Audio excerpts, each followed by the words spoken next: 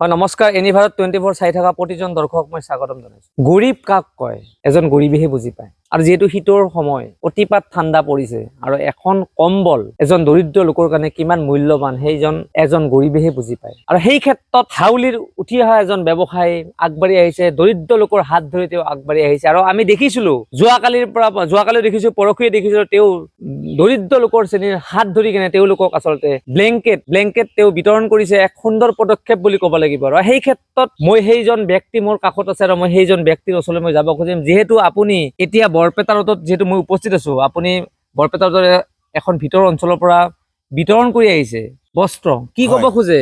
মই পোনপ্ৰথমে এনি ভাৰত নিউজক ধন্যবাদ জ্ঞাপন কৰিলোঁ। তো মই এতিয়া বৰপেটাৰ অকণমান ভিতৰ হোৱা ঠাইত আছোঁ। মই ইয়াতেও কিছু কম্বল বিতৰণ কৰিলোঁ একদম দৰিদ্ৰতা মানুহবোৰক। আৰু মানাসৰ সিফালেও মই গৈছিলোঁ, তাতেও মই একদম যিবোৰ দৰিদ্ৰতা মানুহ আছিলে টি গাৰ্ডেনত কাম কৰা, মই কিছু তাতেও দিলোঁ। আৰু ৰাতিপুৱাৰ ফালে ঠিক 11:30 মান বজাত ৰাতিপুৱা মই ICICI বৰপেটা ৰোড বেংকৰ ওচৰত এখন মন্দিৰ আছে, শনি মন্দিৰ, তাতেও মই কিছু একদম দৰিদ্ৰতা মানুহ ৰাস্তাত বহি থাকে ভিক্ষাৰ কাৰণে, তো সেইবোৰ মানুহকো মই দিলোঁ। বৰপেটা ৰোড হনুমান মন্দিৰতো মই দিলোঁ। আৰু বৰপেটা ৰোড ষ্টেচনত সন্মুখত এটা শনি মন্দিৰ আছে, মই তাতেও কিছু দিলোঁ। চিন্তা ক'ৰ পৰা আহিলে এনেকুৱা? চিন্তাটো মোৰ অকস্মাতে আহিলে যে এতিয়া ঠাণ্ডাৰ দিন চলি আছে, এই দৰিদ্ৰতা মানুহবোৰৰ ব্লেংকেট কম্বল আছে না নাই সেইটো চিন্তা ভাৱনা কৰি মই এই কামটোক আগবঢ়াইছোঁ। হয়, আৰু যিহেতু আমি যোৱাকালি আপোনাক দেখিছিলো, যোৱাকালি আপুনি বস্ত্ৰ বিতৰণ কৰিছিলে আৰু সেই ক্ষেত্ৰত ক'ব লাগিব হেজাৰ হেজাৰ মহিলা কিন্তু তাত ভিৰ কৰা পৰিলক্ষিত হৈছে। কিমানে পালে? মই 500 দিছোঁ কাইলৈ। হয়, এইটো হাউলি বড়ো বাজাৰ 4 নম্বৰ ৱাৰ্ড অষ্টপহৰত। হয়, আৰু বাকীখিনি পাবনে যিখিনি ৰৈ গৈছে? নাই, সেইখিনি নাপায়। আৰু মই দৰিদ্ৰতা লোককে দিছোঁ। তাত গৰীব দুখীয়া ধনী চব মানুহ আহে পূজা মণ্ডপত, যেইখিনিক দিব লগা আছিলে মই দিলোঁ।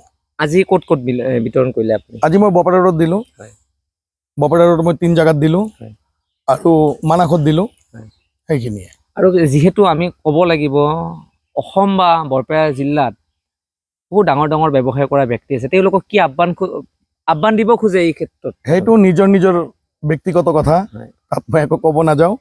যদি পাৰে ধনী মানুহবোৰে দৰিদ্ৰতা গৰীবক অকণমান তেনেকৈ কৰিব লাগে। হয়, আৰু যিহেতু সুধাকণ্ঠ ডক্টৰ ভাৰতৰত্ন ডক্টৰ ভূপেন হাজৰিকা ডাঙৰীয়াই এটা সুন্দৰ গীত গাই গৈছে, সকলোৰে মুখে মুখে আছে, মানুহে মানুহৰ বাবে, যদিহে অকণো নাভাবে। হয় হয়, সেইটো কিন্তু ভূপেন দা গাইছিলে আৰু এইটো চিৰসত্য কথা, আৰু এইটো চিৰসত্যই থাকিব। হয়, এক সুন্দৰ পদক্ষেপ বুলি ক'ব লাগিব। কিয়নো সুধাকণ্ঠ ডক্টৰ ভূপেন হাজৰিকা ডাঙৰীয়াই গাই যোৱা এটা গীত, মানুহে মানুহৰ বাবে যদিহে অকণো নাভাবে। হয়, যদি আমি মানুহৰ বাবে নাভাবো, ভাবিব কোনে?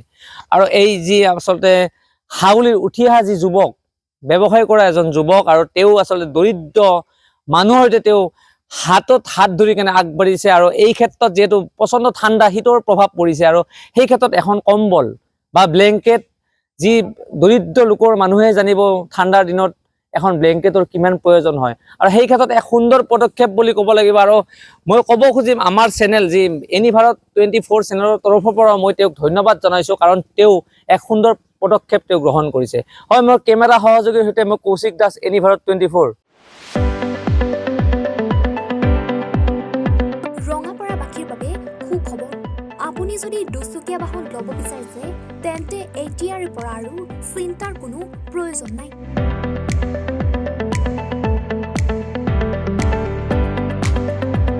আপুনিও আহিব পাৰে DBP এছ'চিয়েটৰ বাজাজ টু হুইলাৰ ডিলাৰ।